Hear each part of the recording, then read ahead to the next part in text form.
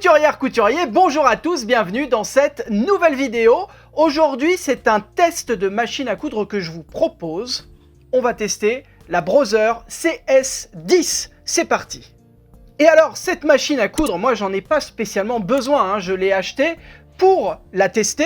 Du coup, voilà, qu'est-ce que je fais maintenant? Est-ce que je la ramène au magasin ou est-ce que je la fais gagner à l'un ou l'une d'entre vous? Ouais, on va plutôt faire ça. Du coup, je vous conseille d'attendre bien la fin de la vidéo. Je vous explique comment faire pour participer au tirage au sort et tenter de gagner cette machine à coudre. La machine à coudre Brother CS10, c'est une machine à coudre électronique. Je l'ai payé 159 €. Et alors d'ailleurs à ce sujet, faites attention en ce moment. Donc je tourne cette vidéo, on est en pleine crise du Covid, deuxième vague, machin, l'enfer. Faites attention au prix des machines à coudre actuellement, c'est n'importe quoi. Ma première machine à coudre que j'avais achetée et testée d'ailleurs dans une précédente vidéo, tiens, que je vous remets juste ici, qui s'appelle la Brother FS40. Moi à l'époque, donc il y a 5-6 ans, je l'ai payé 179 € je crois. Et en ce moment, elle est à 250, 260 €. Voilà, c'est vraiment aberrant de payer ce prix-là pour une machine qui n'est pas différente en fait de la version que j'ai achetée. C'est pas normal que les prix augmentent à ce point. Je vous dis ça parce que la Brother CS10 que je teste dans cette vidéo, moi je l'ai payé 159 €. Je la trouve sur d'autres sites jusqu'à 250 voire 300 € sur certains sites. Donc faites bien attention si elle vous intéresse à ne pas payer cette machine deux fois son prix parce que ça n'a pas de sens quoi. Quitte à payer une machine à coudre 300 €, prenez plutôt une machine à coudre qui coûte réellement 300 €. Pas une qui coûte 159 € plus la super marge Covid du vendeur. Après vous faites comme vous voulez, mais si vous avez trop d'argent, on peut partager. C'est donc une machine électronique. Il y a 40 points de couture. Il y a évidemment tous les points de base des machines à coudre actuelles, c'est-à-dire le point droit, le point zigzag. Il y a un point élastique. Il y a un triple point élastique, des points de surfilage également pour pouvoir surfiler avec cette machine à coudre.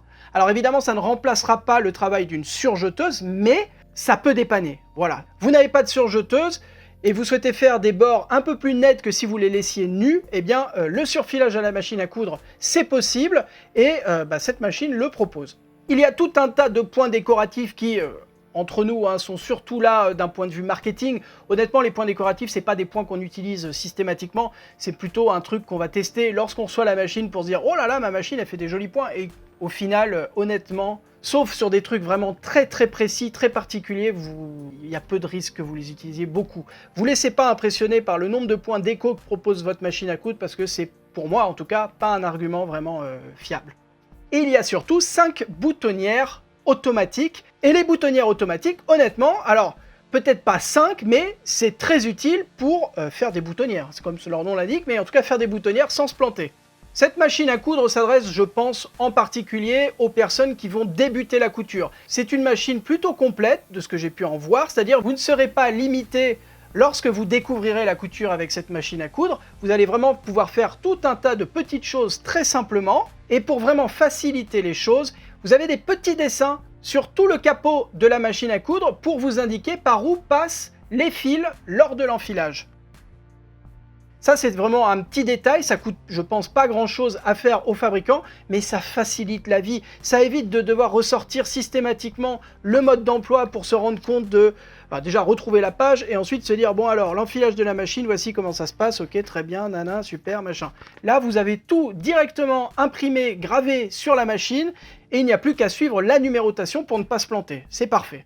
Il y a quelques mois, je vous avais fait une vidéo pour vous expliquer comment, selon moi, choisir une machine à coudre lorsqu'on n'y connaît pas grand-chose. Quels sont les points particuliers à regarder, à vérifier sur une machine à coudre pour vous assurer qu'elle correspond bien à vos besoins. Cette machine à coudre, pour le coup, coche beaucoup de cases. Il y a notamment la canette qui est à l'horizontale et qui est donc visible en permanence sans avoir à ouvrir complètement la machine à coudre. Ça, c'est vraiment le truc le plus horrible, je pense, en termes de machine à coudre. C'est de ne pas savoir, de ne pas avoir de visu sur la quantité de fil qui reste dans la canette. Alors, si vous débarquez, je vous explique, c'est une canette. Lorsqu'on coud, il y a deux fils, un au-dessus, le fil supérieur, et un qui est en dessous, sous le tissu qu'on va coudre, et qui s'appelle, pour faire simple, le fil de canette. En fait, la canette, c'est un petit une petite bobine de fil que vous allez remplir avec du fil. Et cette bobine, il y a deux manières de l'installer sur les machines à coudre qu'on trouve actuellement. Soit la manière horizontale, comme sur cette machine à coudre, où on voit du coup la quantité de fil qui reste à l'intérieur de la canette. Et il y a une autre façon qui est une façon verticale, où il faut ouvrir la machine, rentrer la canette dans un autre système et ensuite replacer ce système, refermer. Et au final, vous n'avez jamais la visu sur la quantité de fil qui reste. Ce qui fait que vous allez pouvoir vous lancer dans une couture et vous rendre compte au bout d'un moment que ah bah tiens, mon fil il coupe pas du tout finalement, puisqu'il manque un fil. C'est tout l'intérêt d'avoir comme ça un système qui permet de voir par transparence la quantité de fil qui reste, et c'est franchement très agréable. Deuxième chose importante selon moi lorsqu'on choisit une machine à coudre, c'est le fait qu'elle dispose d'un bras libre. Alors le bras libre, c'est ça, c'est cette partie du plateau qui se détache et qui va permettre de glisser plus facilement ensuite des tubes lorsqu'on coud. Alors vous allez me dire, mais moi je couds pas de tubes. Bah, si vous faites par exemple un ourlet de pantalon, bah, c'est un tube. Vous allez rentrer simplement votre jambe de pantalon avec l'ourlet déjà fait, et il n'y a plus qu'à coudre et vous n'avez plus qu'à tourner comme ceci la jambe du pantalon, et c'est beaucoup plus simple que de s'embêter à coudre en étant à plat. Bref, le bras libre, c'est bien, et cette machine en a un. Et d'ailleurs, chose rigolote, lorsqu'on retire comme ceci le petit caisson, eh bien se cachent à l'intérieur tous les accessoires de la machine à coudre. On a une espèce de petit coffre secret, à l'intérieur duquel se cachent les pieds presseurs supplémentaires, les canettes, les petits tournevis, bref, tout ce dont vous avez besoin pour l'utilisation ou l'entretien de la machine à coudre. Bon, allez, il est temps de brancher la machine à coudre. L'alimentation, c'est ici. À l'arrière, on branche la pédale de rhéostat, donc la pédale de la machine à coudre, hein, tout simplement. Et on met la tension. Hop là! Quand on la démarre, il y a la petite ampoule à LED qui s'allume. L'ampoule, elle est standard, hein, c'est pas un truc qui va vous aveugler du tout, elle n'est pas hyper forte, mais elle éclaire suffisamment l'espace de travail. Je vous dis pas que vous allez pouvoir coudre sans lumière aucune, mais ça aide un petit peu à mieux y voir. Je vous propose de parler de la sélection des points. Elle se fait via ce petit tableau numérique. Vous voyez que en dessous et à droite, j'ai des petits sélecteurs. Pour choisir le point, il suffit d'appuyer sur plus ou moins en fonction du nombre du point que vous voulez sélectionner. Et alors une chose vraiment très agréable, c'est ce symbole avec le pied presseur, et juste en dessous il y a la lettre J. Alors vous allez me dire, mais J c'est quoi? J, ça correspond au pied de biche standard sur les machines à coudre Brother. Et en fait, selon le point que vous allez choisir, la machine à coudre vous informe du pied presseur qu'il faut chausser à votre machine à coudre. Je ne sais pas si on dit chausser pour un pied presseur, mais je ne sais pas, moi c'est un réflexe que j'ai de dire chausser quand on parle du pied de la machine à coudre, quoi. Dites-moi en commentaire si vous dites pareil, ou si vraiment je suis le seul au monde à dire chausser un pied de biche, ou il faut dire mettre un pied de biche. Oui, on peut mettre ses chaussures, remarque, je ne sais pas. Bref. Et à droite, vous voyez qu'il y a deux valeurs. En haut, la longueur du point, et juste en dessous, vous avez sa largeur. Lorsque vous sélectionnez un point, il est réglé de façon standard. Généralement, c'est un réglage qui marche pour tout, mais vous allez peut-être avoir envie de régler votre point un peu différemment. Peut-être faire un point un peu plus long, un peu plus court, un zigzag un peu plus large ou moins large au contraire. Eh bien, c'est à ce moment-là que vous allez devoir régler le point, simplement en appuyant sur l'un des boutons plus et moins à droite du petit écran. Mais alors, attention, ça c'est un défaut qu'on retrouve aussi sur la Brother FS40. Lorsque vous éteignez votre machine à coudre, ou simplement lorsque vous changez de point, les réglages que vous aviez rentrés s'annulent. Ça n'existe plus, ça n'a jamais existé. Donc il faut faire attention lorsque vous travaillez un point en particulier et que vous arrêtez votre machine à coudre ou que vous changez de point pour faire un petit truc et qu'ensuite vous revenez sur le point que vous aviez réglé, et ben finalement vous ne retrouvez pas le réglage, vous serez systématiquement sur le réglage standard. Alors ça a son avantage dans la mesure où lorsque vous faites vraiment n'importe quoi, que vous avez complètement déréglé le point, il suffit de choisir un autre point et de revenir sur son point pour retrouver les réglages de base. Mais si vous avez vraiment besoin de quelque chose de très précis, il vaut mieux noter dans un petit carnet votre point, votre réglage de point, pour le retrouver plus facilement parce que la machine ne retient pas ces réglages. Ce que je vous propose, c'est qu'on enfile cette machine à coudre et on voit comment elle se débrouille. Donc, je récupère la petite canette dans son compartiment et je vais installer le fil et enfiler la machine pour qu'elle remplisse la canette. Je positionne mon fil de couture. Je le fais passer en suivant bien le schéma qui correspond au remplissage de la canette à ne pas confondre avec l'enfilage de la machine de façon normale, de façon standard pour la couture. Ça, c'est un autre chemin qu'on va emprunter. Le schéma est juste à côté. Je fais rentrer mon fil dans la petite canette que j'installe. Je pousse la canette vers la droite et je n'ai plus qu'à appuyer sur la pédale de rhéostat pour remplir ma canette.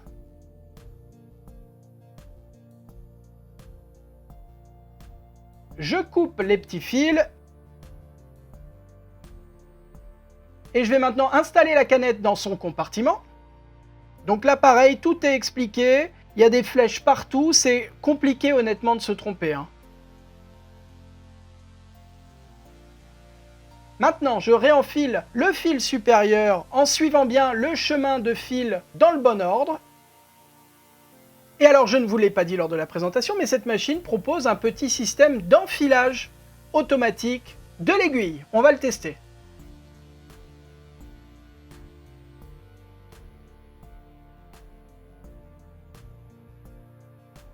Bon, et en fait, le système d'enfilage automatique est franchement décevant. Il fonctionne une fois sur 3 ou 4, ce qui n'est pas vraiment ce qu'on attend d'un enfilage automatique, quoi. C'est censé vraiment nous faciliter la vie, et là, le fil, en fait, n'est pas pris par l'enfileur automatique, donc je ne sais pas si c'est mon fil qui est problématique, ou si c'est simplement le système qui est un peu défectueux, ou qui ne fonctionne pas bien, hein, tout simplement, mais c'est pas gégène. J'avais testé une machine, bon alors qui n'est pas du tout dans la même gamme de prix, mais qui est chez Brother aussi, et pour le coup ça fonctionnait sans aucun souci, c'était vraiment très agréable à utiliser. Systématiquement, le fil était pris et passé à travers le chat de l'aiguille sans problème. Bref, l'enfilage automatique sur cette machine, va pas falloir trop compter dessus à mon avis. Il va falloir continuer à plisser un peu les yeux comme ça, à humidifier le bout du fil avec de la salive, même en temps de Covid, c'est comme ça, et réussir à rentrer le fil directement dans le chat. Courage! Maintenant, on fait ressortir le fil de canette situé juste en dessous. Pour cela, je maintiens le fil supérieur comme ceci, puis je fais descendre l'aiguille de la machine et je la fais remonter, et lorsqu'elle remonte, le fil de la canette remonte également.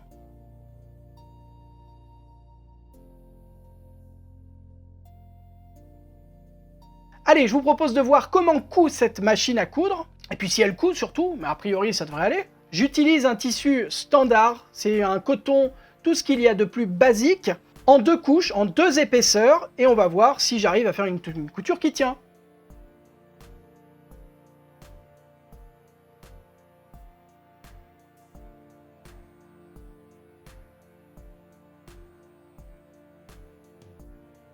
Bon, on a déjà une machine à coudre qui coud, c'est un bon départ. On va tester un petit peu le point zigzag.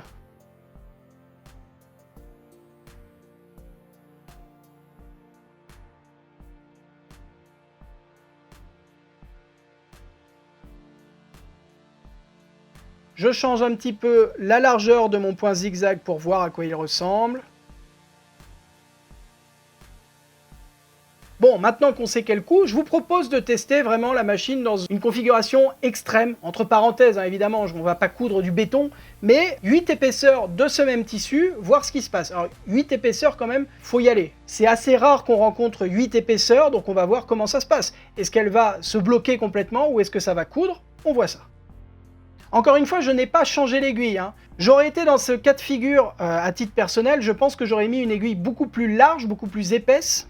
Si un jour vous avez besoin de coudre tant d'épaisseur, je vous conseille d'utiliser une aiguille beaucoup plus large, de taille 100 ou 110 par exemple. Bon, et vous voyez que ça se passe très bien. L'aiguille a un peu de mal à pénétrer le tissu, mais encore une fois, je pense que c'est plus un problème d'aiguille qu'un problème de puissance de machine à coudre. Donc ça, c'est parfait.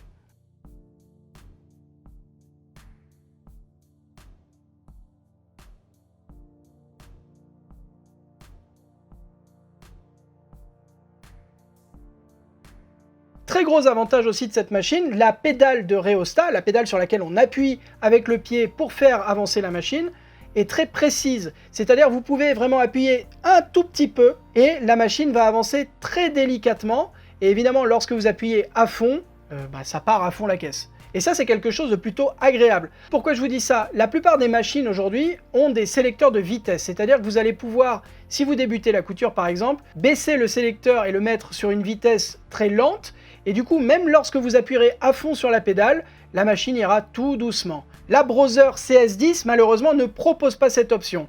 vous branchez la pédale, si vous appuyez à fond, même si vous débutez et que vous n'avez pas encore la sensibilité qu'il faut pour gérer votre pression, la machine va partir à fond. C'est un peu dommage, mais voilà, la pédale est quand même suffisamment sensible pour pouvoir doser avec le temps la pression que vous allez mettre. Sur cette machine à coudre, il y a quelques points négatifs, comme vous le voyez, mais c'est rattrapé quand même plus ou moins par d'autres petites choses qui facilitent quand même grandement la vie. Bon, et puis je vous parlais tout à l'heure des boutonnières automatiques. Moi, c'est quelque chose que j'aime beaucoup sur les machines à coudre. Je trouve ça assez magique comme ça qu'une machine puisse coudre une boutonnière. Et en fait, j'ai beaucoup de mal à imaginer la galère que ça devait être à l'époque lorsque ce genre d'option n'existait pas.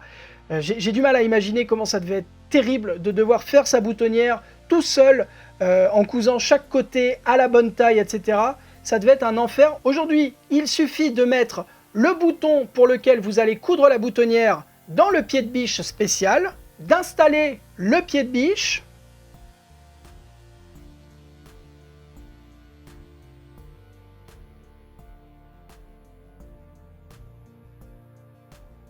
de baisser cette espèce de petite tirette, de choisir la tronche de la boutonnière que vous voulez, de baisser le pied de biche, d'appuyer sur la pédale et de laisser faire la machine. Et ça, franchement, c'est merveilleux. Alors, j'étais chaud, je me suis dit que j'allais vous montrer les 5 boutonnières automatiques, même si au final, on choisira tous la même boutonnière, la plus simple, pour faire nos petits trucs, quoi.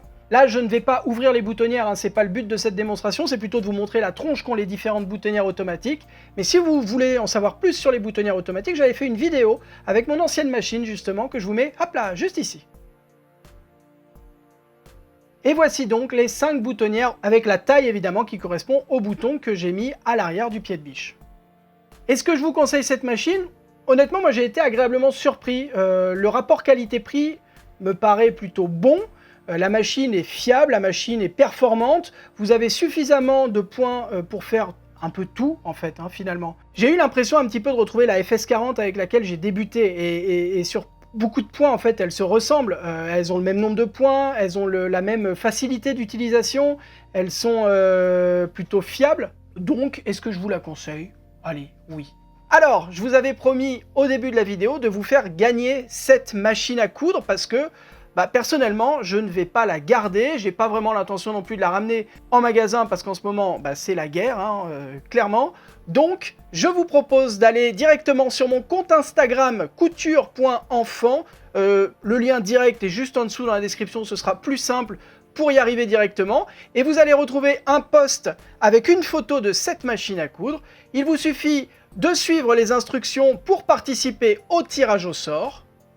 Et puis voilà, je croise les doigts. Le tirage au sort aura lieu le mardi 22 décembre 2020. Donc si vous regardez cette vidéo après, malheureusement la machine à coudre aura déjà été gagnée, j'en suis désolé, mais vous pouvez rester quand même dans les parages. J'ai l'intention, notamment l'année prochaine, de tester beaucoup plus régulièrement de nouvelles machines, des machines différentes, peut-être des machines un peu plus chères, peut-être des machines un peu moins chères, je ne sais pas, bref, tester plus de machines à coudre en tout cas, pour avoir une vision un peu globale de tout ce qui se fait sur le marché actuellement. Donc restez bien dans les parages, même si vous arrivez un peu trop tard pour participer à ce tirage au sort, vous aurez peut-être une chance sur les prochaines machines. Merci à toutes et tous d'avoir suivi cette vidéo jusqu'ici, j'espère qu'elle vous a plu. Si c'est le cas, vous pouvez me le dire en laissant un petit commentaire, un pouce en l'air, et surtout en n'oubliant pas de vous abonner à la chaîne YouTube. On est presque 150 000 abonnés ici, c'est assez fou. Si vous ne savez pas comment faire, il y a un gros bouton rouge avec marqué s'abonner, juste en dessous de moi, là, ici. Et il suffit de cliquer dessus et vous serez abonné automatiquement. C'est gratuit, profitez-en. Moi, je vous dis à la semaine prochaine pour une ou deux nouvelles vidéos. D'ici là, prenez soin de vous, bonne couture, bye bye.